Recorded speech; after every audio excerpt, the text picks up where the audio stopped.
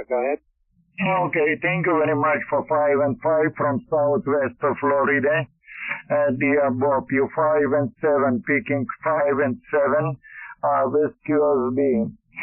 Thank you very much for calling. The good control. 73 for you, for your family. I sent from Ukraine especially. All the very best and good Sunday. Good Joyce Nomata Radio. Kilowatt 1, United Tango, India, United Yankee 2, Victor Mike, 73, Bob. Okay, thank you, Victor. 73, you did fade down there. 73, good DX to you there. UI 2, Victor Mike.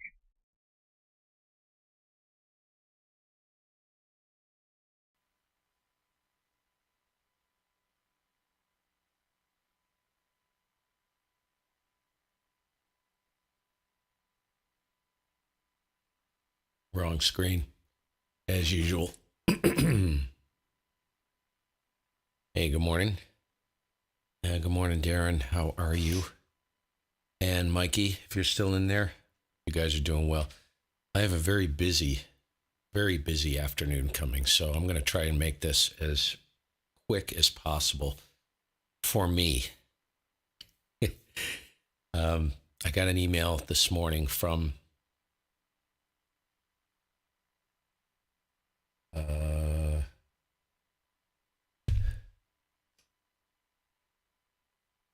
hey, Nombre, how you doing? Got an email this morning from someone who has can't quite figure out how to make the connections on this system. So I figured instead of responding to the email, I would do a video. I can't remember if I've done this before, but there seems to be some confusion over this Rxdap as far as how to make connections, how to get everything from connected from one place to another. So I'm going to show you exactly how to do that. So as I've said, and Ed, how you doing? As I've said before,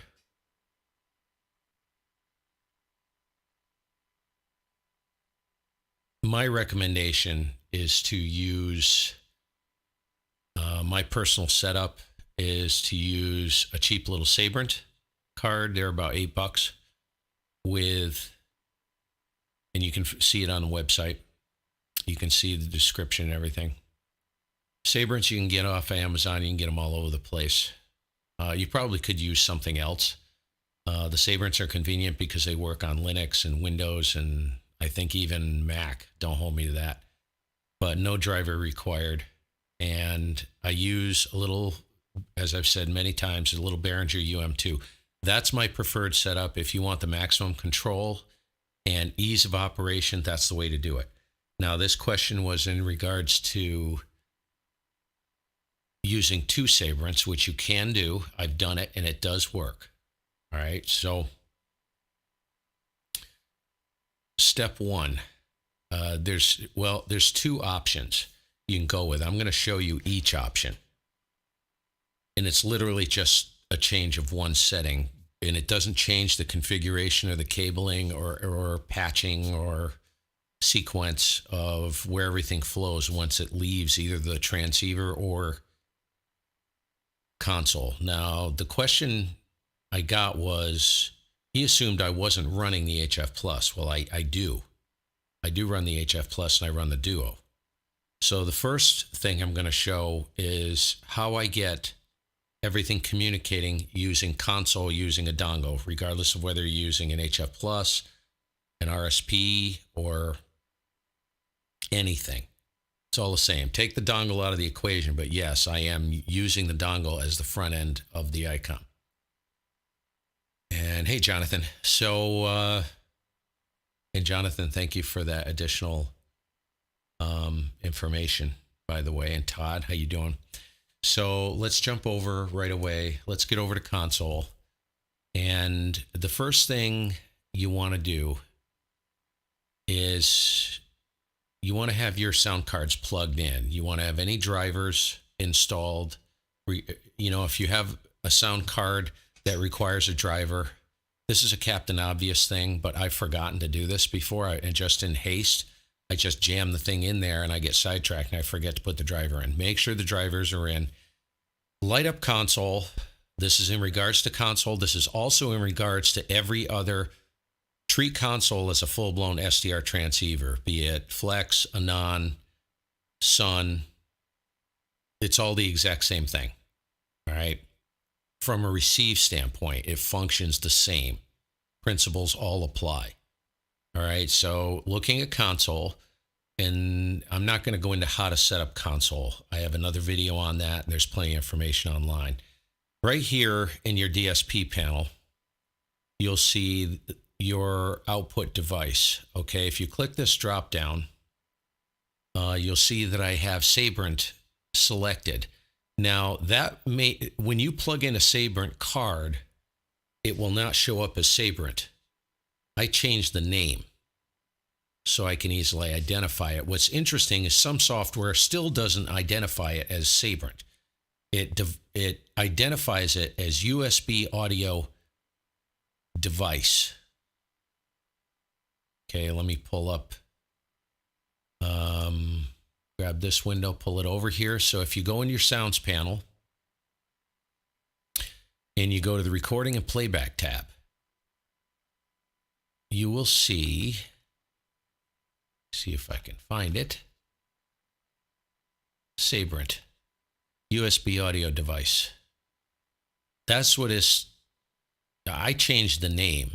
So what you may want to do if you're running two Sabrents,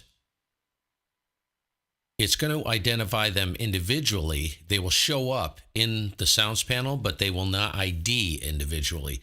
You'll have two USB audio devices in there. So you're going to have to figure out which one is which. All right. What I would do, first of all, when you plug in your Sabrents, is right-click on it and go to Properties.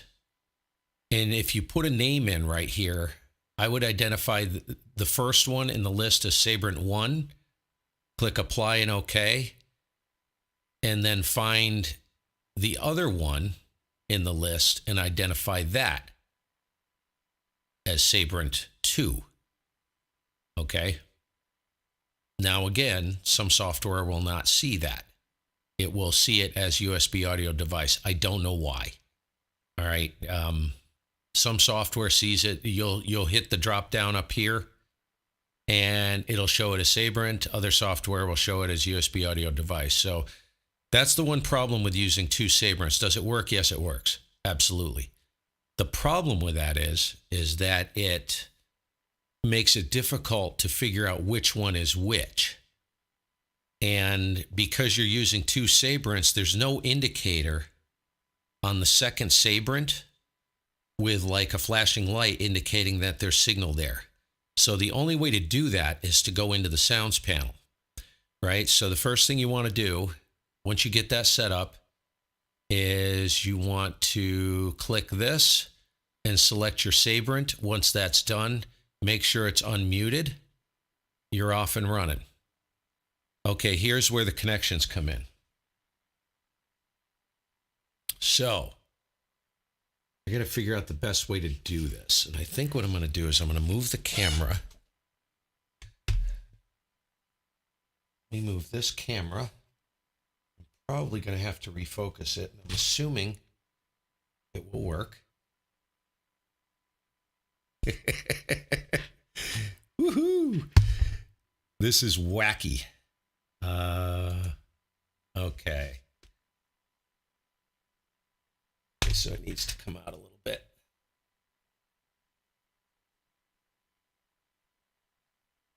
Because I need to read it as well. Okay.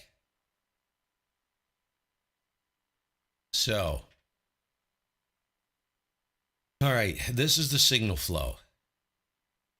So, right here, it looks scary, but it's really not. This is console. This is your start point, okay? Remember, we just set console to use that Sabrent to output the audio from the Sabrent to the Sabrent, all right? Now, that is virtual, All right, that just basically takes the audio from console and sends it to playback out through the first Sabrent. So it comes out of console and into the Sabrent. Now it's going to play back out of Sabrent 1, the first Sabrent, and what you're going to need is you're going to need a patch cable. All right, here's the catch. A lot of people want to know if they can just buy a cable. I would not recommend that. I'll tell you why. It may work. I don't know, but keep in mind these Sabrents are 3.5 or 1/8 inch TRS connectors. They require 1/8 or 3.5 mil TRS connectors, which means tip, ring, sleeve. All right, so there's 3 connections on that plug for a left and right and a shield. Okay, so when you come out of this Sabrent, remember this is a mono system. So what you're going to need is a TRS, a 3.5 or 1/8 TRS connector male on each end of that cable, but you only want the center pin, the tip, right, the very tip, and the shield connected. You don't need, because it's running in mono, you don't need the left and right side. So you're going to come out of the Sabrent with a 1/8. Let me do this. 1/8 3.5 TRS males. Okay, 1/8 3.5 TRS males, tip, sleeve only. Okay, so you're going to have to order yourself some connectors. Somewhat, you can get a bag of 1/8 TRS, 3.5 mil. Anything will work. Anything. I think they even make some that are screw terminals.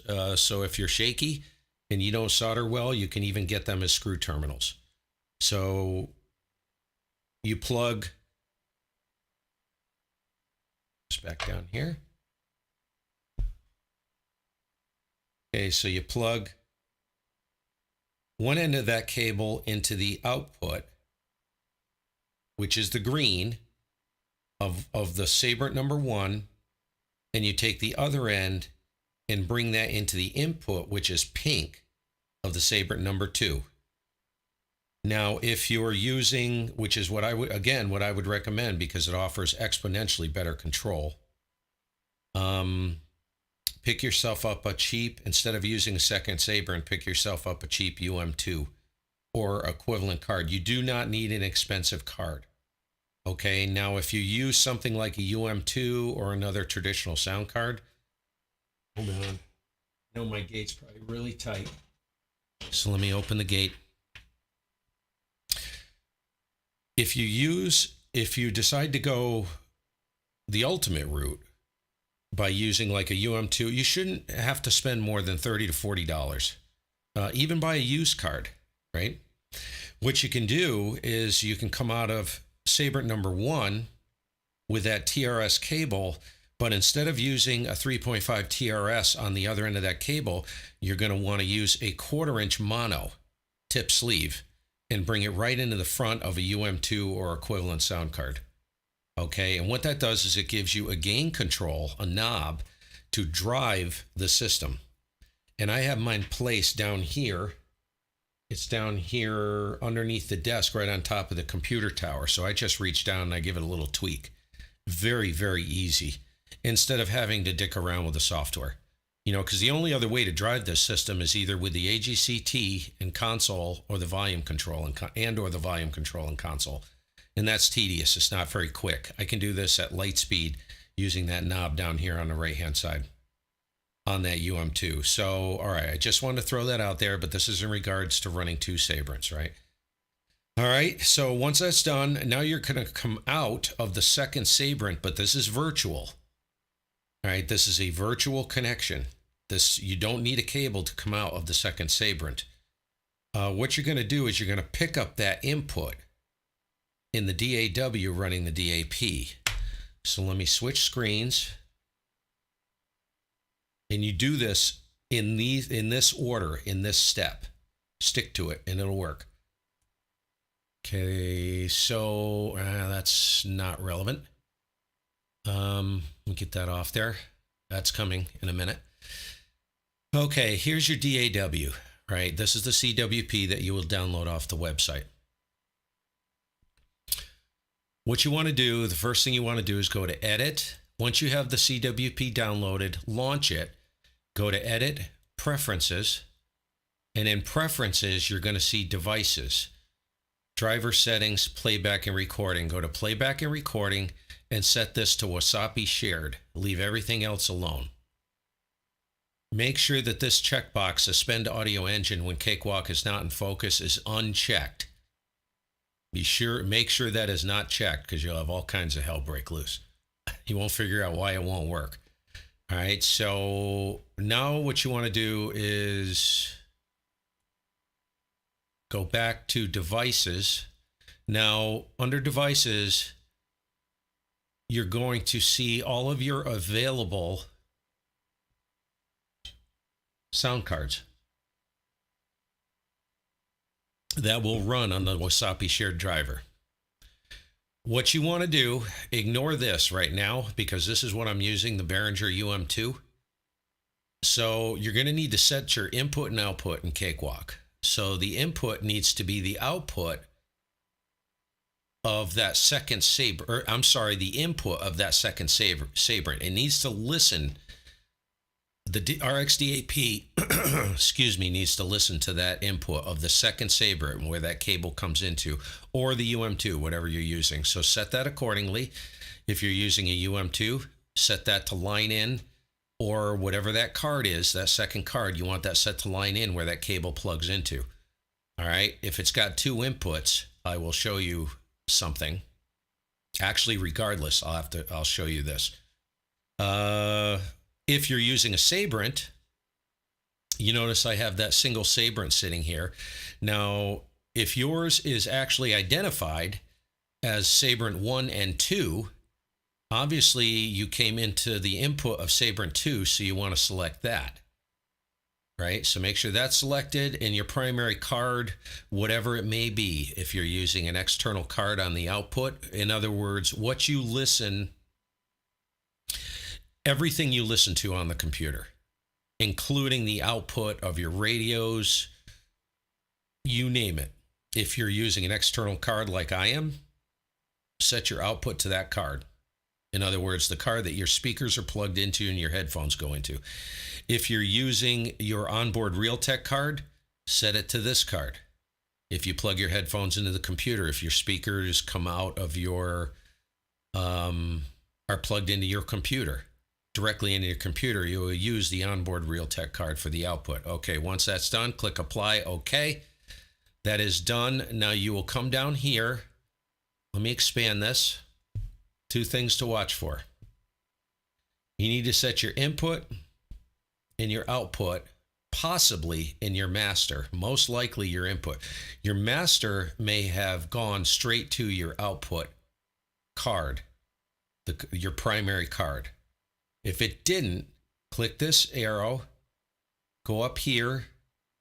Mine is already set. You're going to want to make sure that is set correctly. It should be by default once you make that change in the edit preferences. All right. Now on the input, click this little down arrow right here and go to the card that you selected, and you will notice that you have a left and right and a stereo.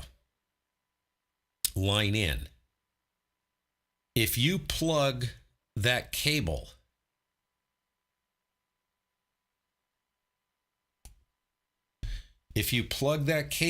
into your second Sabrent, and if it's a tip sleeve, you're on the tip and you're on the sleeve as far as the connection, you won't be able to use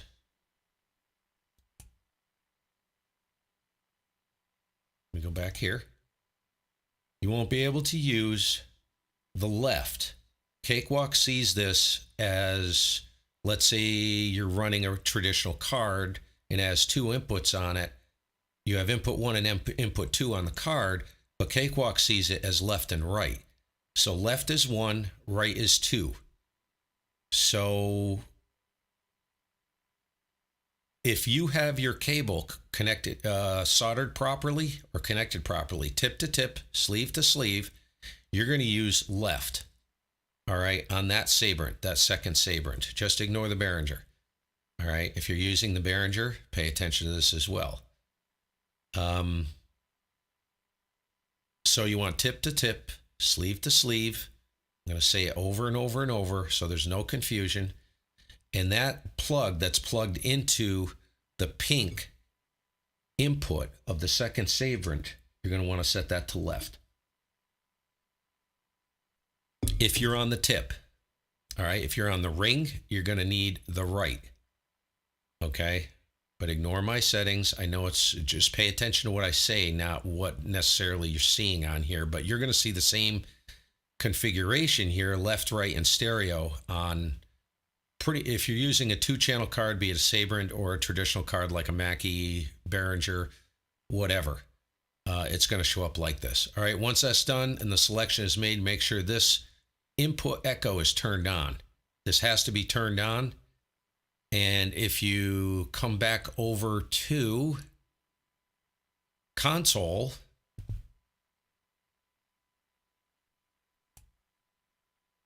and you uncheck your mute, you should see your meters.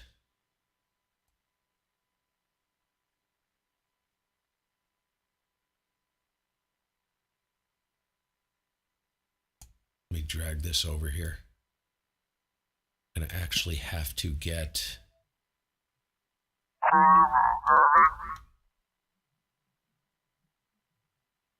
See if I can get on a signal, so... Of course, nobody's talking. NC2H, QSL. Okay, so if I drag this over here... Excuse me. Roger that. It's about 79 degrees here and light fluffy clouds up around me. So I guess we're experiencing the same kind of spring. So if you've got audio and you got these meters moving, she is a working. All right, now I'm going to go through one additional thing. So let's say you want this to work. I'll mute this. Let's say you want this to work and you want to use it on the native front end of your rig, whatever rig you're using. Could be ICOM. I'll just leave this here for now. ICOM, Yaesu, Kenwood, anything that has a USB audio codec, right? What you want to do, make sure, and you're running console. Let's say you got two options. You're running console as a control surface or HD SDR or Uno, and you're just using it to surf the band and move the radio. You're not actually monitoring through console, right? Let's say you got a cheap piece of crap little RTL SDR, and you just want to use it just as a control surface. Well, that's fine. If you want to use the RxDap on the raw front end of your radio, very simple. Exact same thing. You don't have to change anything except one setting. So you go into the recording tab of your sounds panel, find your USB audio codec. That is the icon right there. Right click this, hit properties, go to listen, set this to your Sabrent number 1. And it'll act just like console. Go ahead, click listen to this device, apply. And now you're Roger, yeah, Lester's up in the so east. that is the raw front end of the icon running through the RxDap. About 250 miles from there, more southwest. was almost due west from London, close to Bristol in Gloucestershire. So what I did just then is I rolled the RF gain all the way back. I basically closed it down. Hey, Randy, how's it going? So that's it. That's everything you need to know. That shows the connections and everything else. I'll just jump back to the other screen. So remember, you're coming out of the DAW. This is all virtual. And the output of the DAW is sent to your primary station card for monitoring, be it your Realtek speakers or an external card or whatever. All right. That's done. Now we're moving on to, this is going to be fun. So I have had an issue. Let me get back over to, I'm going to shut this down.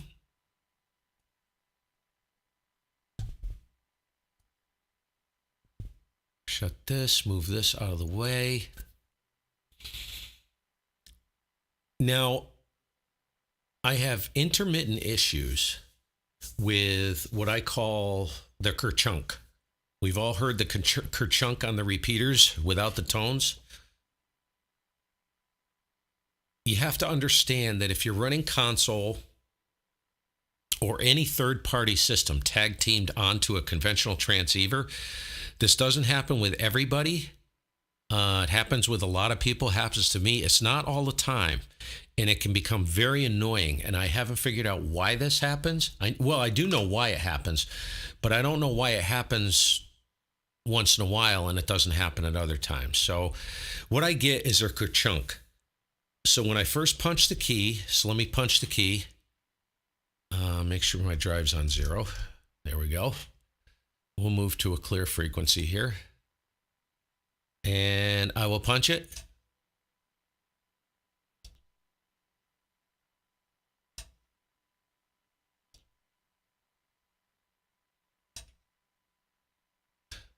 Okay.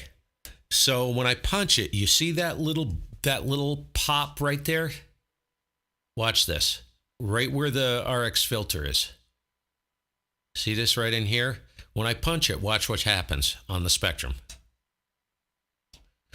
Okay, you see that little pop there in signal?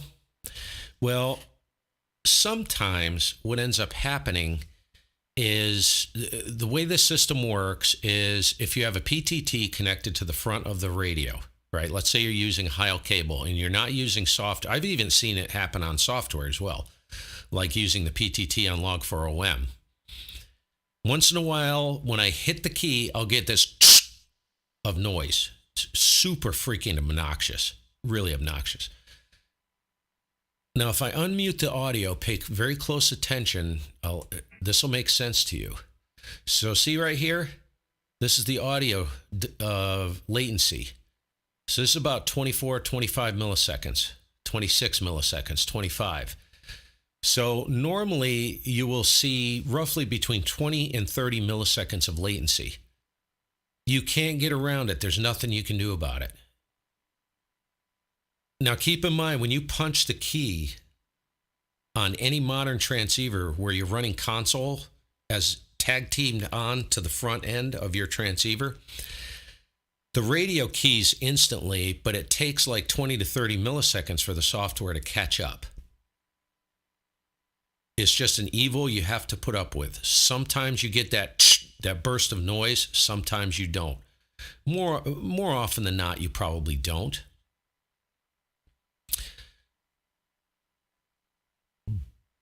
The Rxdap induces just a few more milliseconds of latency.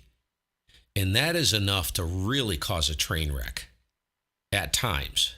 I'm going to be totally honest with you. On the SDRs, like a non-sun flex, it won't happen because that is just instantaneous. When you key the radio, the software's latency is so little that there's virtually no way that's going to happen. So, but this is an inherent evil of a third-party add-on type system. Does it work? Hell yeah, it works. Here's the workaround. Hold on. Here's a workaround. And this is funny as all get out. I've been thinking about this for years, since 2016, since I started doing this. So let me grab this. Did I close that? Oh, nice move, dude. I guess I did close it. Let's go to history, see if I can get it back here. Recently closed. How come it's not showing up? Oh my gosh. What a turd. For some reason, it's not in my history.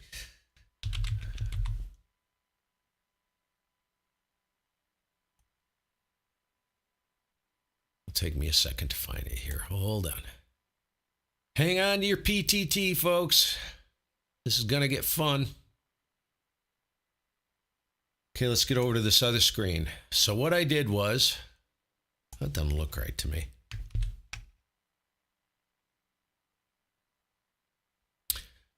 I need these anyways. So what I did was I ordered, you don't have to order 5 of them for crying out loud, but I ordered some double pole, double throw relays.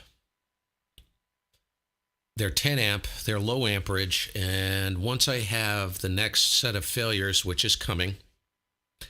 Oh, there's Ron, PH7R, that's who I'm talking about. So I hope this helps, Ron.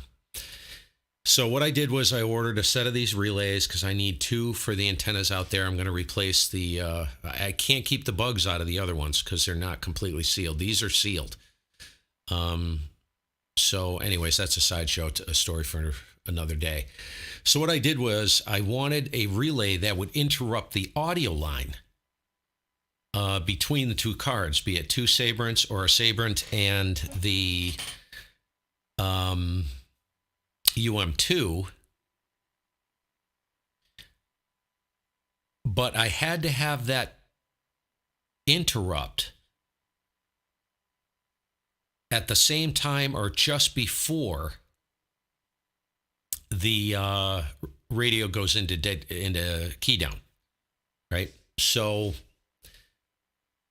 because you have to think, okay, where does the audio line, where does the interrupt need to go? Well, it obviously has to go, it's analog, so it has to go in the middle of a patch cord somewhere. So this is pretty funny. So let me show you this first. Let me get the camera. And I'm going to have to explain this because I'm not taking the foot pedal apart to show you. So what I have, and this will work on any foot pedal, I would imagine. Let me get over to the other camera. I need light. So let me see if that's enough light. Ooh, that ain't enough light. And it's probably not quite close enough.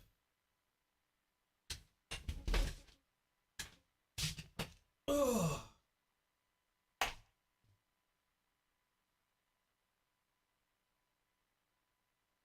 Okay, now you guys can see it. You see that? That is a keyboard. I have 2 of them here. That's a keyboard damper pedal. That all you have to do is you have to go in and you have to reverse. By default, the damper pedal is normally closed, right? So the minute you plug it into your Heil cable, it puts the radio and key down. So all you have to do is go in and reverse the wires. Take one of the wires off. There's 2 sets of tabs in there. It's reversible. So if you have access to a damper pedal, not a big deal. So what you have to do is switch that to normally open. So when you close it, it makes the connection to ground, shunts to ground, and puts the radio and key down. Now what I did was I took a drill and I installed a little momentary push button switch that my foot will go on. And believe it or not, I haven't broken it yet. I don't stomp it hard, but it's actually lasting pretty good, right? And you can get a whole bag of these things. And what I did was I adjusted the timing. There are tabs inside of this foot pedal, where the pedal comes down, it touches these sets of spring-loaded tabs. And what I did was I bent the tab where the connection is made so that it takes a little bit longer for the PTT to be activated on the ICOM. So what ends up happening is that momentary push button closes first before the foot pedal switch does, the PTT on the radio. So the relay goes open, killing the audio before the radio actually goes into key down. And I mean, it's just a fraction of a second. It's maybe, when you step on it, it's maybe 2 or 3, 4, 5 milliseconds, maybe. All right. So that's what that looks like. Now the nitty gritty. Here's the interesting part. I found out the hard way. What this does, now you're probably asking yourselves, why in the hell would you go through all that trouble?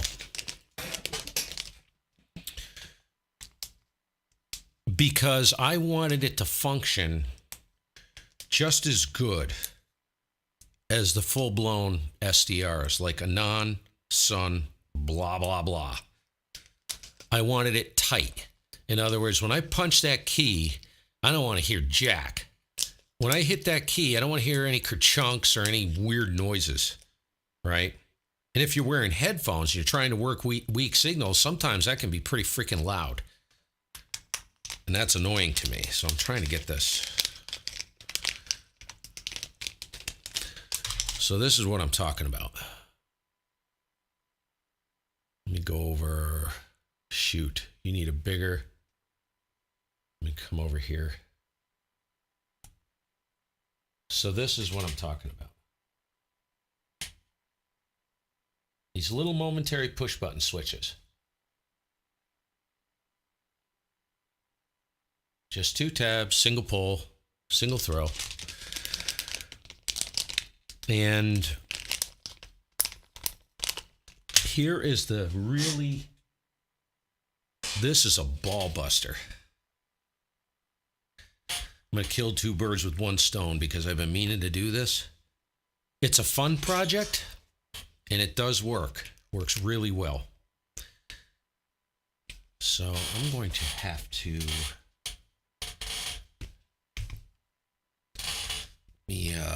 figure out how to do this so I can show you.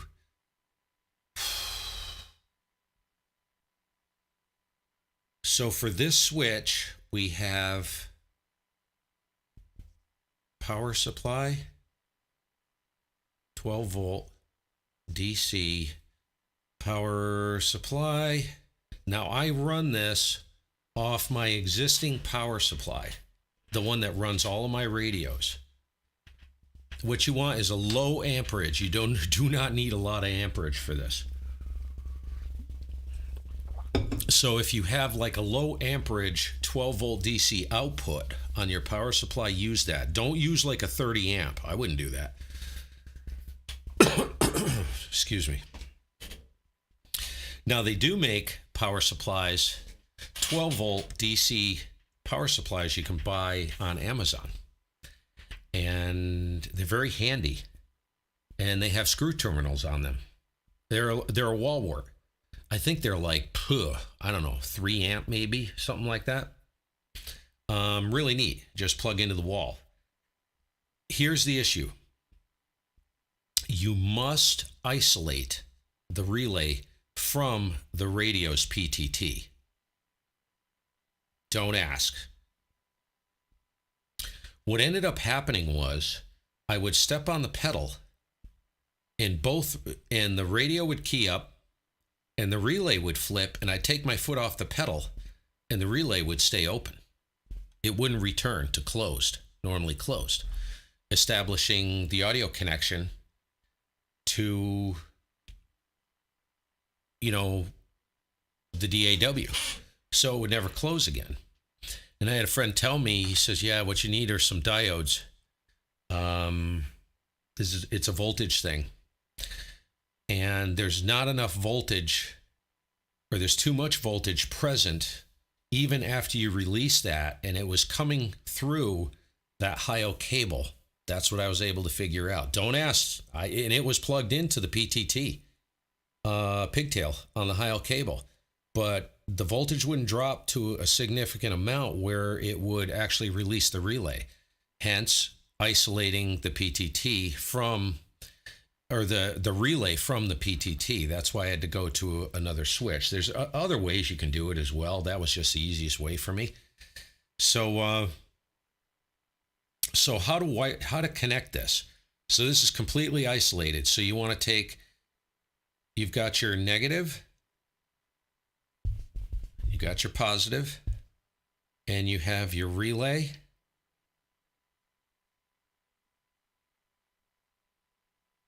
All right. And you've got your foot pedal.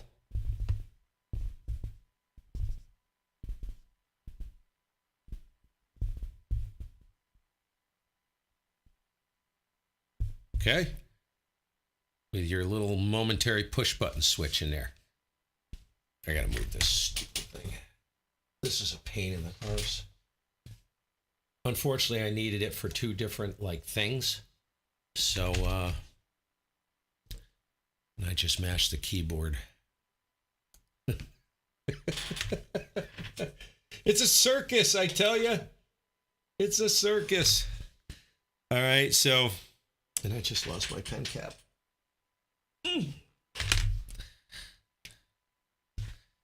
All right, so to get this wired, geez, I got to remember how to do it. It's not that difficult, but I am kind of stupid when it comes to this stuff.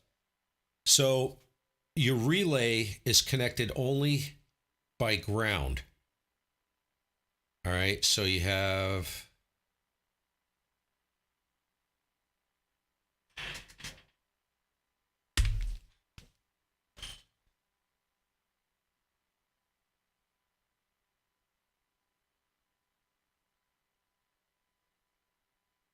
your negative and your positive input to the relay. So what you do is you want to energize the relay, so you take a wire, connect that to the hot side of your power supply, whatever you're using. The negative side, you connect a wire from your negative side of the power supply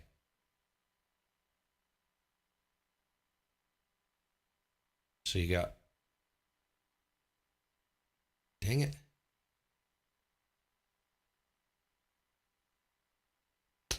Oh, there goes my cap again. Damn it. So remember, you got the two connectors in your momentary switch. Bring a negative from the power supply to one side of that switch. Now remember, make sure you get a switch that's normally open. Don't get a normally closed, because they make them both ways. That won't work. Bring that to here. Okay. And then you take the negative from the other side of that switch and bring that to your relay. So when you step on the switch, it closes the relay. Okay. And now what you have to do is you have to patch the relay, insert the relay into the audio chain. So you have Sabrent 1 and Sabrent 2 or UM2, depending on what kind of card you're using, right?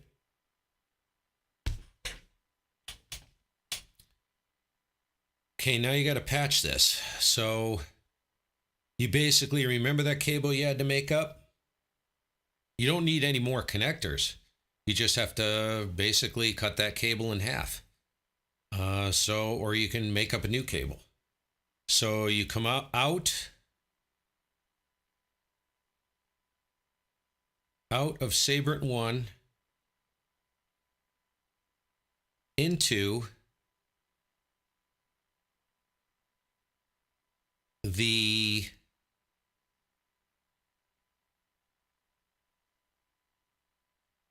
think about this. So there's 1, 2. This is your primary. Okay, so you've got basically a tip sleeve connection, which is the primary. All right. The first Sabrent comes out to plus, minus. Now you're going to have another set here, plus, because it's a double pull, double throw. All right. So you've got the primary. I'm going to just call it common. And then you've got basically inputs 1 and 2 on the relay. So what you want is you want to connect the first Sabrent, strip the wires back. You want to strip the wires back so that you want to place, you want to connect that to the relay. Let me just make this clear.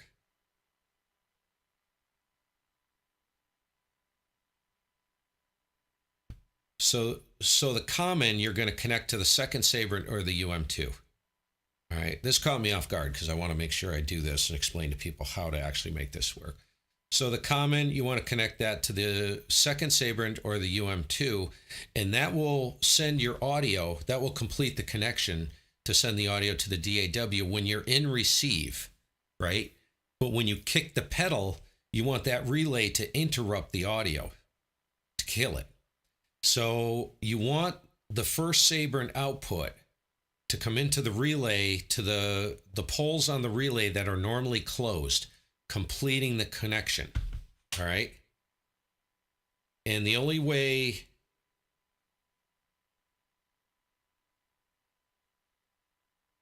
think I spelled that wrong. I think there's 2 L's in there. Oh, well, I'm not erasing it. You want the normally closed connection to be made to the first Sabrent out. Sabrent comes out of that first Sabrent, comes in normally closed, and the common comes out to the second Sabrent or UM2. When you stomp the pedal, the relay flips open, cuts the connection. Okay? That's the way to do that. Now, the way to figure out which one is normally closed, right, and which one is common, take your multimeter and check for continuity on between the common and one of the other 2 connections on the relay. One of them will be common, will be connected to common by default without power to it. That's where you want to bring your lines to. You don't want it normally open because you're not going to have any receive. All right. So that is how that whole thing works. And I've got one more thing I have got to show you, because when you guys see this, you'll be like, holy crap, I am never, ever watching his channel again. And let me move the camera. I guarantee you this is one of the funniest things you have ever seen in your life.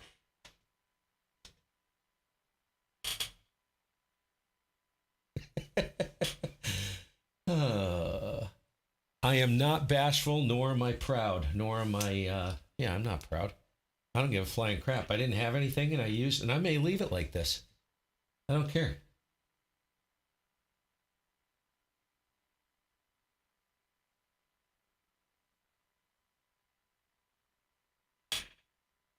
I don't know if you guys are going to be able to see that. Hey, Mike. I need to do another Shaq video, Mike. Seriously. So let me let me get over here. Wait till you guys see this crap. Oh, good heavens. I'm going to just take the camera off the stand here. And I need my little... Oh, I don't have my light, my good light down here. All right. My light's going dead. All right. So what you guys see, that is the UM2. All right. So let me see if I can get... Let me put the light on my leg. So this is the UM2. This is the second sound card, right? The Sabrent is right here. That's the Sabrent. So I come out of the Sabrent, goes over to, you know what they say, folks? Cheese is extra. Now keep in mind, I'm trying to get my camera focused here.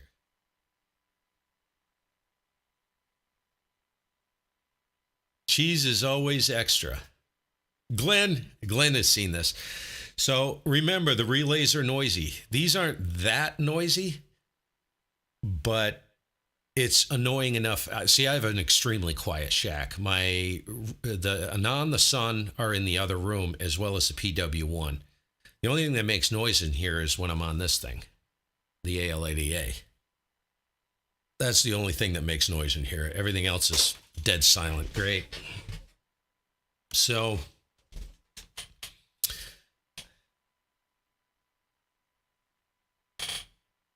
she is going dead, folks.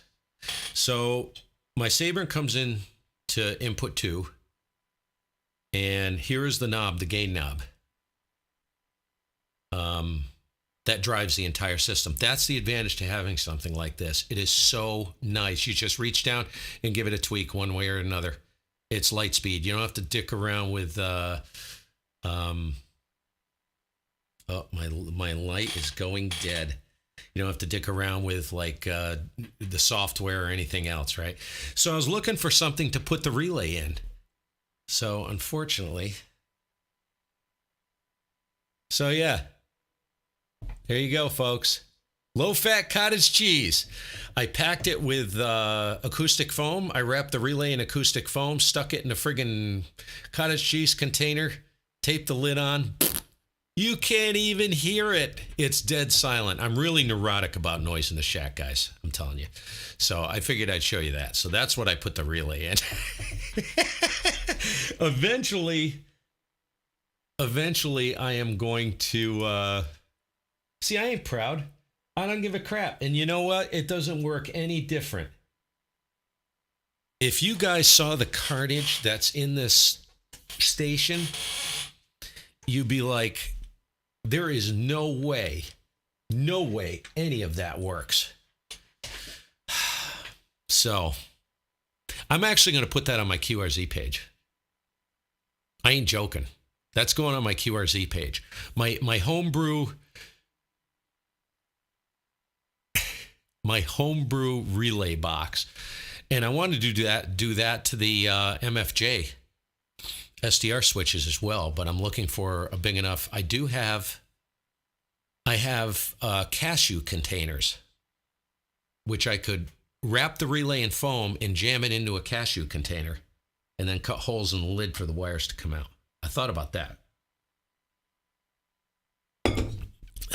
You gotta love it. You gotta love it. So that's pretty much it. And I can see like the number of viewers just, everybody just left. So I know how to do it now. Anyways, we'll catch you guys later. That rounds everything out. This went a lot long. I just don't know how to do it any quicker because there's so much to this. The only thing I'll say is look at signal flow. And it's what I talk about a million times. I've talked about it a lot. Signal flow. Think of it like plumbing. Think of it like water. The audio has to originate from somewhere. So it originates from your well or your public water supply. It comes into your house. What does it flow through? It flows from one point to another. It may go through a filter, and then it ends up coming out of your faucet, and it goes down the drain of the sink, and then goes out and into your septic tank or into the public sewer. Everything has a beginning and an end. All of this, if you approach all of this from that exact same standpoint, regarding audio, piece of cake. Start to finish. It originates in console. How does it get from point A to point D? It goes through all these different places, right? Just think of it like that. Once you start thinking like that, you'll be able to do anything. I mean, you can get audio going all over the place. No, you don't have to do it virtually. The one thing I will say before I leave, right? If you don't want to deal with the Sabrents, it does work. It does work, but sometimes the latency can be a little horrid. Yeah. Sometimes it can be a little horrid. I don't know if it's active in console. Yes, it is. You can use a virtual audio cable to do the exact same thing without the hardware. I don't like them. The latency goes up. Sometimes they're unstable. I just like my hard connections. So if you look right here, you'll see cable input. So you can go to VB Audio, download their virtual audio cable. It's free. Install it on the computer. Make sure when that goes in, it may hijack your default device. You want your playback and recording to be your default sound card. Because if that gets hijacked, you're not going to hear anything. If you try to watch a YouTube video or anything else, it's going to screw everything up. So most likely it will hijack it. So go back into your sounds panel, right? Go back in here and set your default device to your primary card. Mine is default device, Tascam US 1641. Your primary card where your speakers are plugged into. That has to be your default device. Cable output, you'll see cable output right here. It'll appear in your sounds playback and recording panel. Go ahead and right click on both of these. Go to playback and recording, click properties, advanced, make sure they're running at 24-bit, 48 kilohertz. You want all your sample rates the same. That's critical. All the sample rates. Everything. That's critical. I should have mentioned that right out of the gate. Anyways, once you do that, you can set console. Go ahead and select the cable input. That's cable input VB audio cable. Let's come back over here. I'm going to go ahead and unmute this.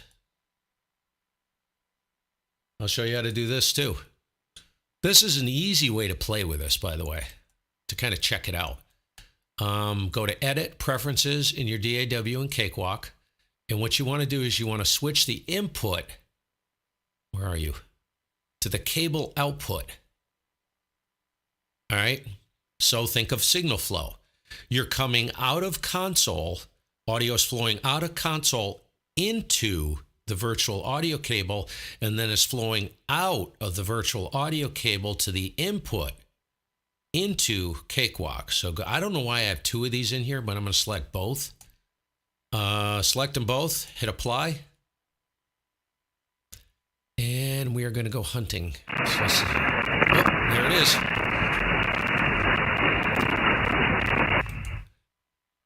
Oh, shoot. So this is actually a good demonstration.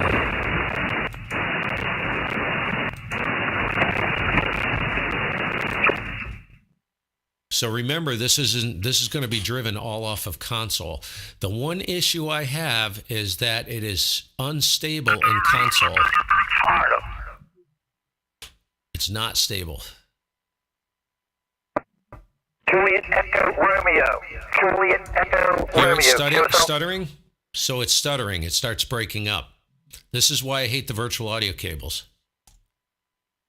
In Uno, they run fine. Go figure. So you can go up here to the right wheel icon, up here in the top right. Oh, I'm on the wrong screen, sorry. So you can go up here to the top, this top right corner is a little wheel icon. And go to audio, your audio here, and select playback. And you can make adjustments to this and see if you can get the virtual audio cable to function like a decent human being, which is probably not going to happen. I've had nothing but problems with this. I'm portable in Florida right now. Portable in Florida. Long wire, about 80 watts. USL. Yeah, that's a train wreck. What I need is a better signal that's going to stay.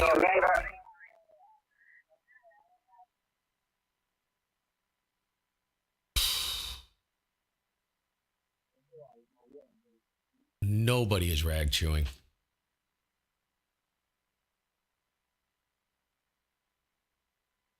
Let's go to 17, just for figgles. It's got a 5-1 gel tank. There we go. I use it in this room, which is the second bedroom in the house here. It really warms this room up. It makes a good heater during the winter So now time. go up here not during to this the wheel summertime. icon. So I have to You'll open notice the door, turn the ceiling fan on, try to eliminate some of let the me heat mute this from for a the room. second. You'll notice console has a 250 millisecond buffer for virtual audio cable. I'm telling you right now, don't use that. That is a huge amount of latency. Yes, you can, Todd. Yes, you can.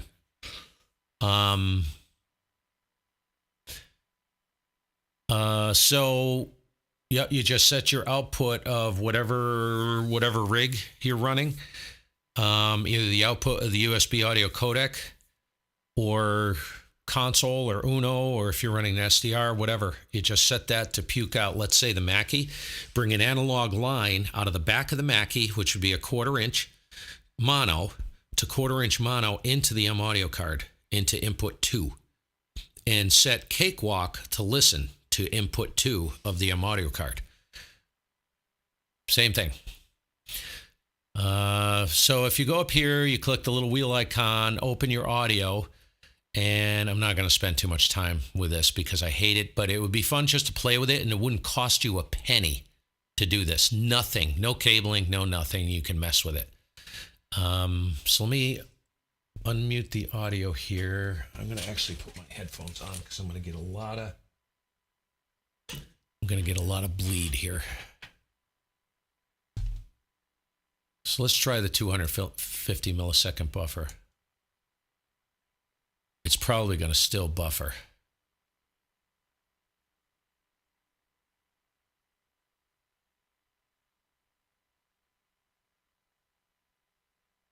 Yep, still buffering. See what I mean? So let's uncheck this and let's go to +4 times. Yeah, it ain't going to work.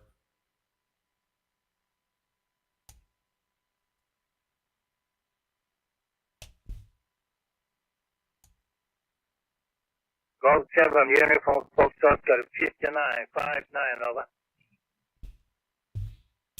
Yeah. Console. Have a nice weekend, thanks. Okay, let me explain something to you guys, and I'll close it with this. November, I get a full call. I'm going to switch back over because I can't deal with that. Let me explain something to you guys about console. Console, I believe, don't hold me to this, but it happens the same on everything that is non-Windows related, okay?